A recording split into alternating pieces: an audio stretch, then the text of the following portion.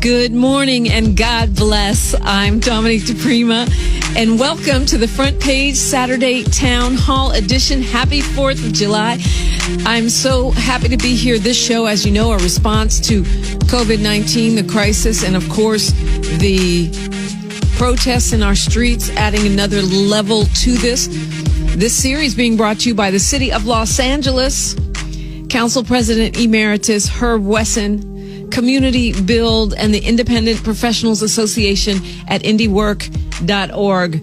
Today, our topic, game changers, the impact of protests and pandemic on sports, the future of sports.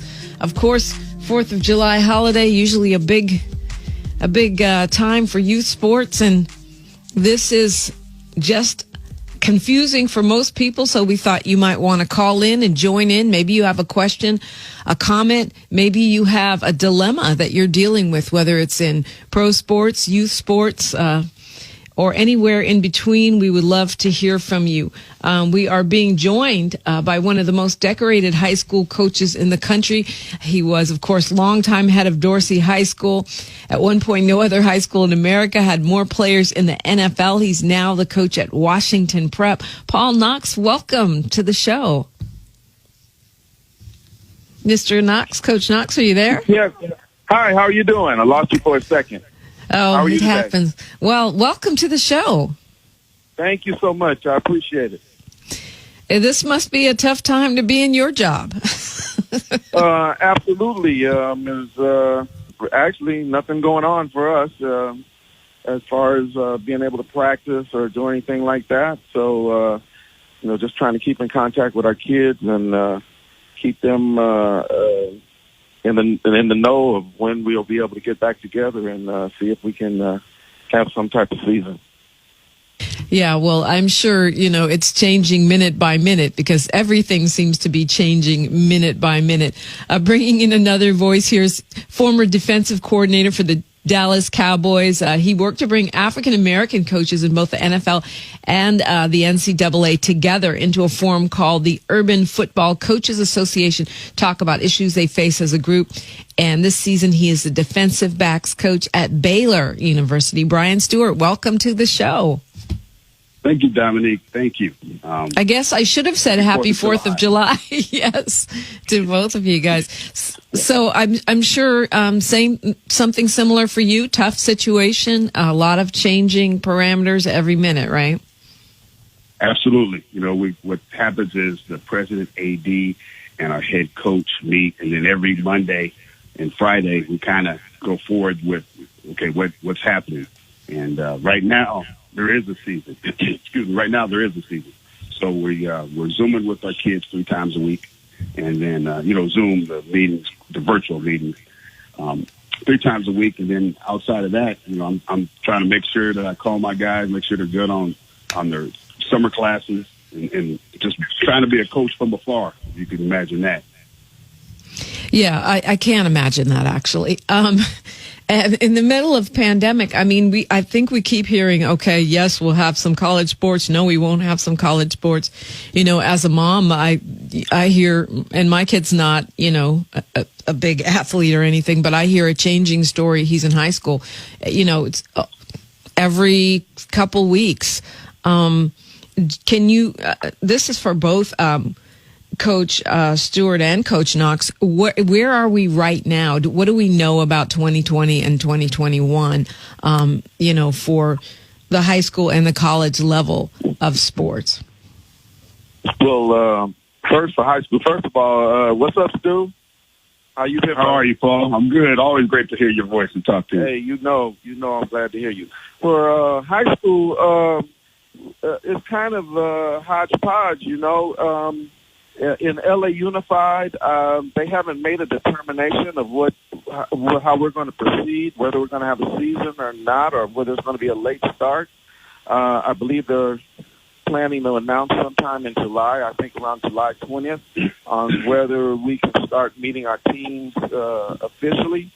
But I do know, so my players are kind of on their own right now to just hoping they're working out and staying healthy. I do know, like, some of the private schools who have less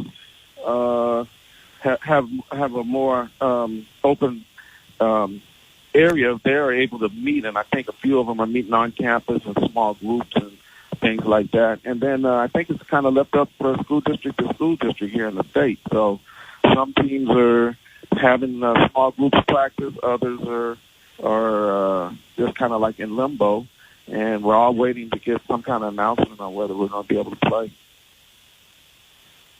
All right. And so, and what are you hearing? I mean, you know, what's the story that you're hearing? At the high school level? Well, I believe they're planning on having a season, and they're trying to, as everybody is, you know, this thing changes day by day. So every day there's another kind of idea. The idea now, the big question now is, you know, the people that are trying to get together right now, it's really so they can condition, because, you know, for us, it's going to take a month or more. Football is not just something you can come out and just play after, you know, 1 week of practice. We're going to need 4 to 6 weeks of conditioning before we can even start preparing for the season. So I think people that are getting ready now are just trying to practice to be in condition. So when they do get the go ahead, you know, then we can proceed towards preparing for having a season.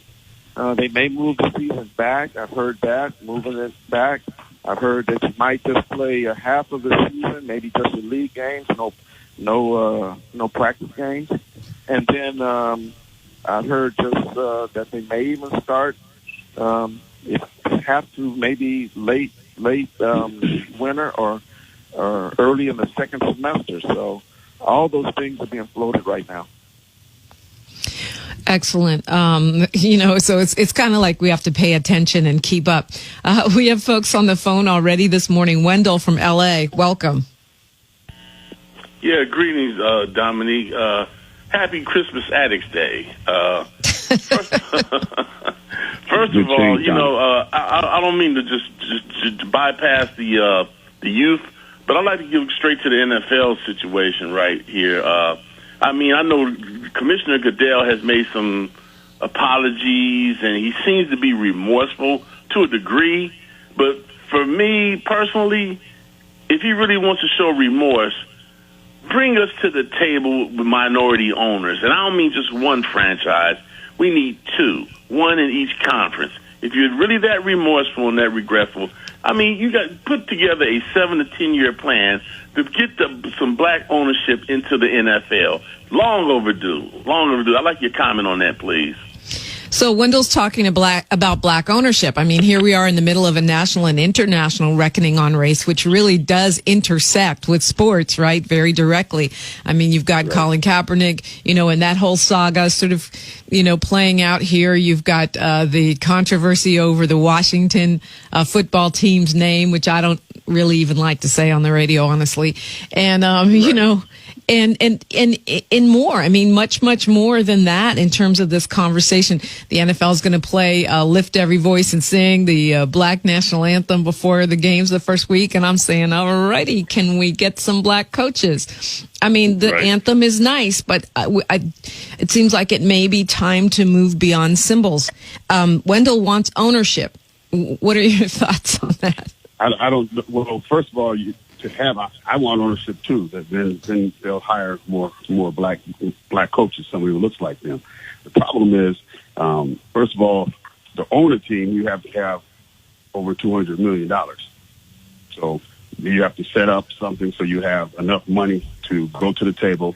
The other owners have to approve you. So it's a process. That part. You have to have the money, not just have the money, but double the money, because you have to have enough money to operate and then have enough money to own the team. So that's one thing, to buy the team. That's one thing. The other thing is, once you bring your proposal together, you have to meet up with the other. You have to tell the other owners your proposal, how you're going to keep it going, how you keep it rolling, because once you're in, because the money is going to be spread amongst everybody, shared amongst everybody. So it's still a good old boy network. You're going to have a lot of money to get in there. And that's just to be a 51% owner. I don't know too many people outside about 4 owners that are are more than 51% owners. Most of them are right at 51%. Not many of them are 75, 80%. Not like Bruce Snyder is 75, 80%.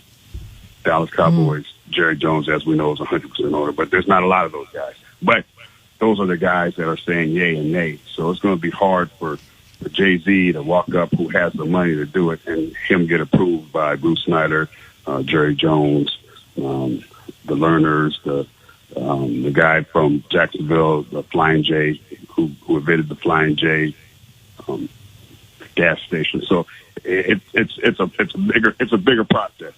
And Goodell, he's not really running that process. All he does is facilitate that. He's not running. he's just facilitating that, because the owners run that. They run that process. Man, I wish I can get that paycheck for facilitating. Well, I'm just saying. Yeah, that's exactly right, because that's all he does is facilitating, and that's what he's trying to do. He knows that if the players don't play, the players just say hell with it, and there'll be no games. And then there's nothing the owners can do. So the ploy, what happened, is to make sure he pleased the players, because the players are right. And then also he had to say something so that the owners see that where he stands, and then now he'll battle with the owners behind closed doors himself, not out front. Yeah, well, and we don't know how much battling is going on. But, we're seeing this is a time in our country, in our world, where a lot of things are happening that we never thought could happen before, right? So, maybe the rules change. And this is not coming from, Coach Brian Stewart or Coach Paul Knox. Here's my disclaimer. To me, I don't know how you can be a private club like that excludes people or includes them based on your personal preference and makes a ton of money and is counted as a nonprofit organization. To me, that does not make any sense, and that designation is just ridiculous. My personal private opinion here. Let's go to Derek Washington, calling us from Kansas City, Missouri. Good morning. Good morning. You're on the radio. Yeah, we're good. Go ahead. Oh, I just want to start off by saying Happy Founders Day to the beautiful Tuskegee University, founded in 1939. We're celebrating 139 years this year, so I just wanted to start off with All that. right. And with the college football, I believe those guys have a platform just like the NFL and the NBA that's going on. But I believe health and safety should be first. We've seen something that we haven't seen ever in our lifetimes, and kids are getting sick, adults are getting sick, and having those guys together, they're working out every day, they're with each other every day, they're training every day, they're in classrooms every day with each other. I just don't think this is the right time now to bring it back. I mean, we can caution and push it back maybe to the spring, maybe, but right now I don't think that's the right time, especially with everything going on in the world that can take. I mean, we need sports in this world, in this community. I think we're around the world. I believe that, but right now it's just not the right time, in my opinion. That's just Got it, Derek. Coach Stewart or Coach Knox, you want to comment on what Derek is saying? He just doesn't think it's the right time for it to come back, sports at all, because of safety. I know some people are, really feeling that way. We've had some, players opting out in different leagues, in the WNBA and the NBA. What are your thoughts? Yeah, well, I think there's questions that we have to answer ourselves as a society, I think, as far as regarding going back into these, even at the professional level, which everything's going to trickle down from them. They're going to go back first because they're trying to make more money. But the question is going to be is, are we going to make it as safe as possible for players to play the sport? Or are we trying to play safely? And those are the two things we got to look at, because they're two different things. Yes, we can say that, yeah, you can go back and we're going to make it as safe as possible. But who's to say what that really looks like? And then we have to look back, can we really play safely? And that's the bigger question. And we're going to have to kind of look at that. And as the caller just said, we're going to have to evaluate if this is going to be worth the risk to go back and play, and can we actually do it safely, or are we just trying to say we're going to do it as best we can, and then whatever happens, and so we got to look at that. And You know, I have a lot of trepidations about us playing. I got some concerns, especially at the high school and college level. I don't know how the pros, you know, again, that's a business, so we're going to see how that plays out. Well said. Bottom line, it's business. We have Coach Stephon Johnson on the phone, who's the coach over at Dorsey. Good morning, Coach Johnson. Welcome. Good morning. Good morning. Good morning. I want to first off and say thank you for having me, and say what's up to Pops. How you doing, Pops? Hey, how you doing, young buck? I'm good. I'm good. I was just called. They told me to come in and chime in on what's going on. There's a lot of different misconceptions out there, a lot of different contingency plans, and I'm like Coach Knox. I have a lot of questions. You know, the good thing about us is we have a full training staff at our school, so it works out good for us. But what about the other school that doesn't have that doesn't have that same thing? Well, it's true that different, schools, different institutions have different resources, right? So is it going to be uniform across the board? And, how do we, I'm, of course, coming from the mom angle first, how do we keep players safe and also, fans safe too? I think it's all about, the like you said, the resources and the things that comes into play as far as, like for the private schools, it's a little bit deeper than just playing. They have different deals that are on the table that they possibly have gotten paid for already. So that's why they're kind of letting them open up. Okay, let's backpedal a bit, from what they're doing. Right. For some reason, your phone is not sounding that great, but Coach Stewart or Coach Knox want to comment on what Coach Johnson is saying. Just about that, I think that we're all a little concerned about starting up. But I think one of the main things is one of the two things with sports is one is the huge money implications if we don't play. So for colleges, that pays for a lot of things on campus. The TV money, the bowl money, that pays for a lot of things on campus. So there's a push there. I think in the NFL, there's contract issues where those contracts are still going to be given to those players, paid out to those players. And those owners, they want to make sure they're playing and getting money to give out money. So there's a big push with people to get things going. Now, how safe and sound is it? I don't know. I think everybody's trying to go through certain protocols. I know at Baylor, we're going through certain protocols. The NCAA said we could start June 15th. And June 15th, everybody started bringing their kids to campus. As they bring their kids to campus, though coaches could be around them, just the strength and conditioning team as well as the trainers to get them up to shape. Well, before they get to campus, they're all tested. The ones who are tested are being quarantined. So they have a system. The NFL, the NBA, everybody's using the same system. Sports, when it comes to things like that, is cut and paste. So once one sports entity comes up with a way to go forward, and the other ones cut and paste it and use the same guidelines. So those things are all in place. But there's been schools, University of Houston, Texas A&M, Oklahoma. There's different schools that had issues that had to stop working out, stop everything because they were getting 25, 40 kids that had COVID-19. So, wow. that being the case, they stopped the quarantine and then they'll try to start back up. But the main thing isn't, I'm a coach. That's what I do. So I want to be on the field, but I want to be on the field in the right situation where we have opportunity to play games and be healthy. And the only issues we have to worry about are regular football issues, a sprained ankle, broken leg, or whatever the case may be. Yeah. Not a disease. So, we just gotta, we gotta be fluid with everything. Cause I don't think there is a right answer or a wrong answer. I think that, we're all trying to figure it out. We've handled pandemics before, this kind of situation. You look at the other pandemics, just look at 1968, the Hong Kong flu.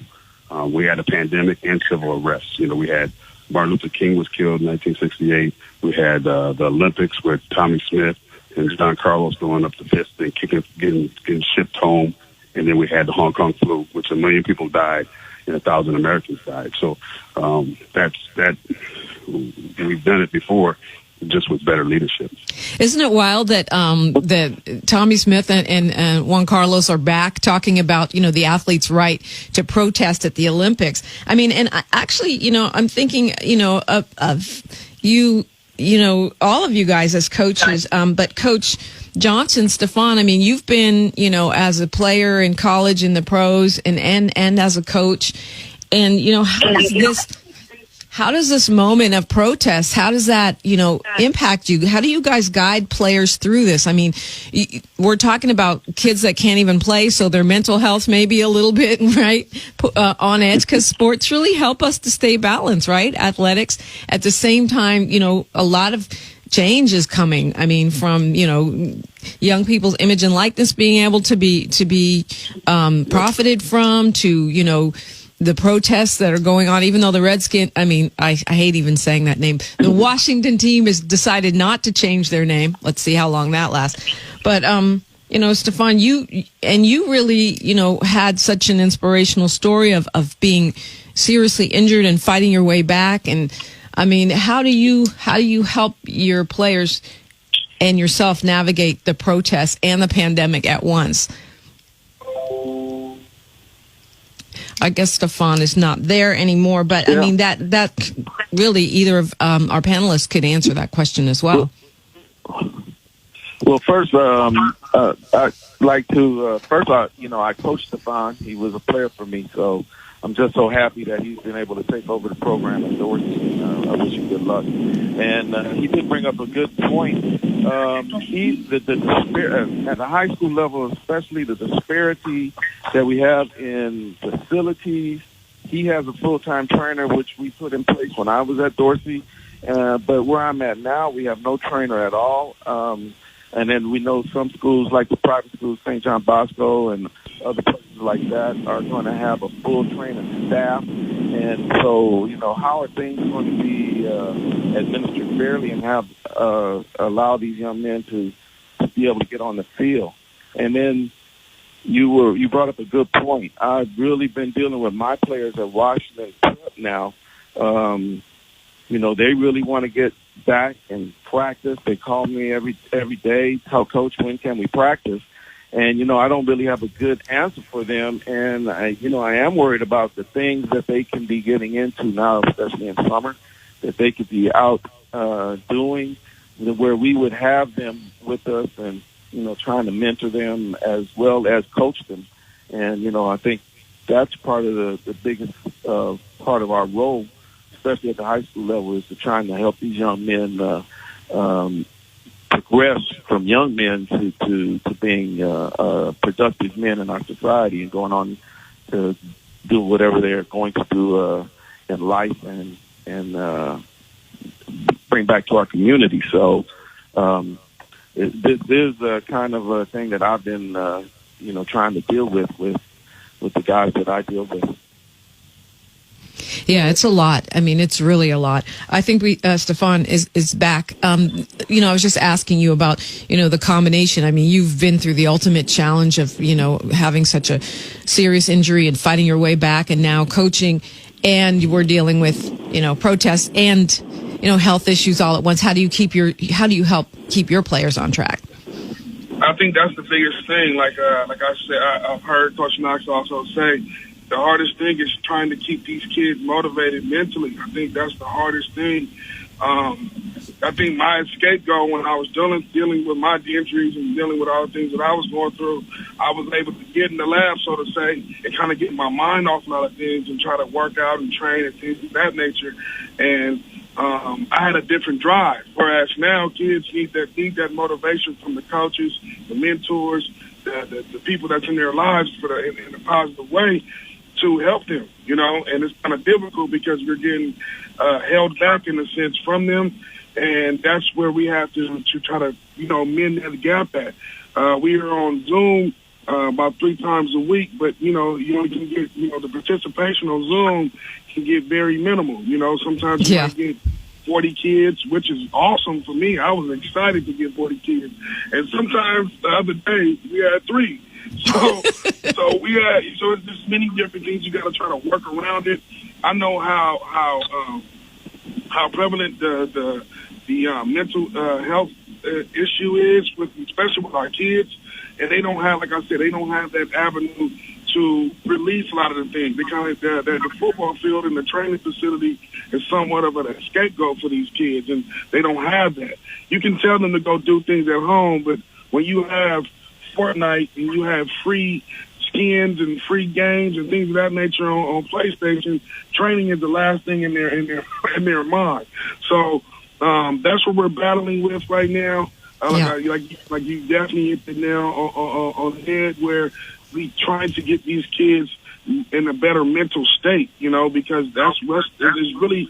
They had no school, they had no interaction, they had no social interaction in the last, say, 6 months, so to say, and it's bothering them. It's really tough. I think the mental health tsunami is for our kids is just not being talked about enough. But Coach Stephon Johnson, thank you so much for calling in. Coach Brian Stewart, thank you so very much. And Paul Knox, I appreciate you so much as well. Happy 4th to you guys. Thank you. Thank you, guys. Miss you on the hill, Dominique. Thank you. Yeah, I'm working too much. I'm still up there. You just don't see me. Of course, he's talking about training. We up on the hill, training with Coach E. Y'all know that. Kenneth Hahn Park, trying to get fit as an amateur athlete. All right, we're continuing our conversation. Game changers, the impact of protests and pandemic on sports. It is the front page Saturday Town Hall edition, brought to you by the Independent Professionals Association at indiework.org, the great city of Los Angeles, Community Build, and Council President Emeritus Herb Wesson Jr. It's Radio Free 102.3 KJLH and KJLHradio.com.